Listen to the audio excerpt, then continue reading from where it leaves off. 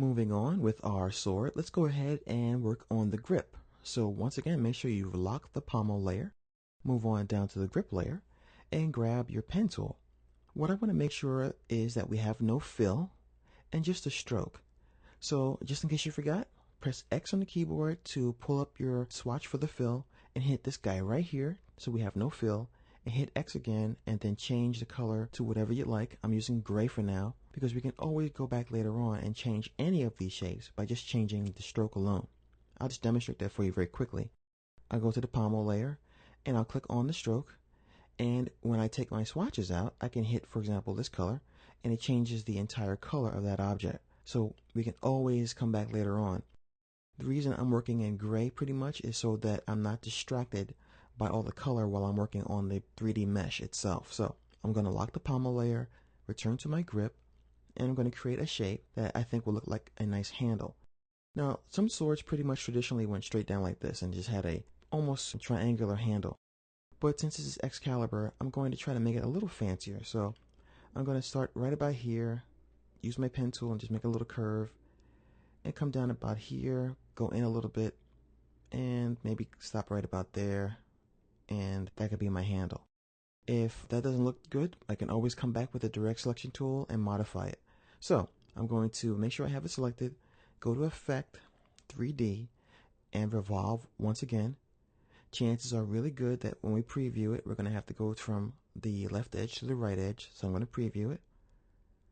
And yep, I don't want to gobble it. I want to make a handle or a grip. So that looks good. I'm going to click OK. And I can always change the size of this at any time, so you're never really stuck. Let me move this up and see how it looks. That will make a nice handle for the blade. Now that we have that, we can start working on parts of the guard. So let me go ahead and move that up. Once again, I'm also going to worry about color later on.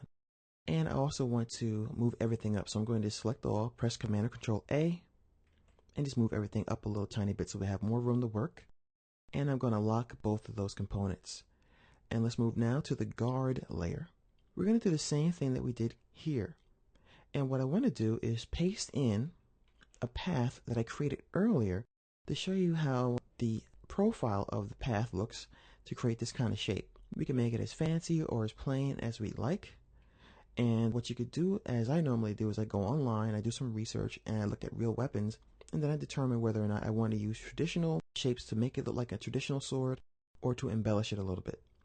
I normally always draw my path straight up and down too and rotate it within the 3D panel itself. So I'm going to create a nice handle for the sword. I'm going to do a little flare like this and pull it down, come over here and go in a little bit and probably put a little ridge in the middle, and then probably do something like this at the end and pull it in like this. And this will only be one half of the guard. We're going to do 2 different layers for the guard. You don't have to, of course. You can do the entire piece as one if you'd like, but I find it a little bit difficult to try to match the right side with the left side in one drawing like this. So I'm going to go to Effect once again, 3D, Revolve. By the way, what you'll find in a lot of applications is that even though there are tons and tons of tools that they provide for you to use, you're going to use pretty much the same tools over and over again when you're working on some projects. So I'm going to go ahead and just modify the top of this shape a little bit until I'm happy with it. I think it's a little too thick for the grip I'm going for. And as you see, I have the direct selection tool, and you know, as with most of the things you can draw in Illustrator, you're not locked down to anything. You can change it all day long if you want to until you're happy with the shape. Okay, so I'm liking this a lot. I'm going to go ahead and once again select it, double click on the appearance, and put my preview on, and I'm going to rotate it so that it looks like it belongs on this object here. So I'm going to rotate it by grabbing just a blue Z-axis handle, and I'm going to hit OK and see how that looks when I put it into position.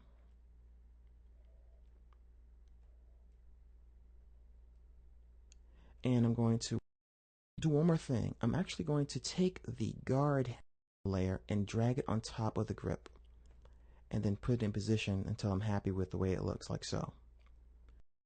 because we're going to cover a lot of this up with leather strips.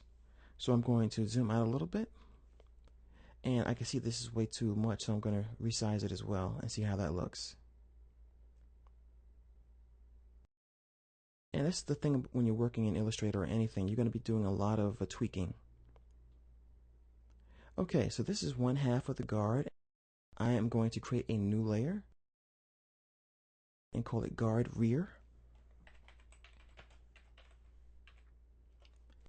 And I'm going to copy this. So I'm going to go to edit, copy, and I'm going to take the guard rear layer and drag it underneath the guard layer. I'm going to select this layer and I'm going to paste. And paste in front, like so. And once it's in position, I'm going to lock the guard layer. Make sure I have it on the right layer. It's not there, so I'm going to click on the guard layer, click on my pasted shape, and drag it where it belongs. So I have my guard rear, and I have my original guard. So I'm going to undo that. And then I'm going to take this shape here, double click on revolve, and click preview. And then I'm going to rotate this guy so it's going the opposite direction, like so. Then I'll click OK and manually move it into position on the other side of the blade like this. And then I will see what layer it should be behind. So I'm going to grab it and put it behind the grip once again. And then I'll zoom in and you can see that we have this 3D effect. We have one side of the handle here, one side here. So let me go ahead and hit the tab key to hide everything so you can see how this is coming along so far. And we'll continue and work on the rest of the sword, and then we'll come back and tweak later on.